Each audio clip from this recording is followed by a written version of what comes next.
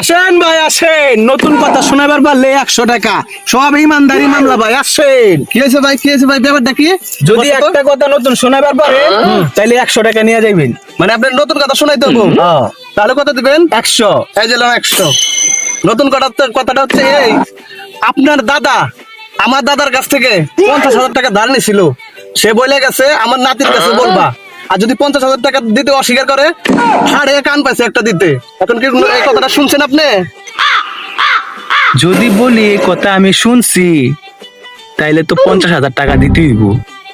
তার চেয়ে ভালো আমি যা কামাইছি সবগুলা দিয়া দিই। শুনছো? না বাবু, তুমি লয়ে যাও, লয়ে যাও, সবটি দাও। লয়ে যাও বাবু, লয়ে যাও। ভালো মানুষের পাল্টাই পড়ে নাই তো, রাত হয়ে গেছো না? দাও, এটা দিয়ে গেলাম, যাও। যা কামাইছিলাম রে বাবু, কি কথা শুনাইয়া গেল, সবগুলি লয়ে গেল। না ব্যবসায় করবো না, আলার ব্যবসা।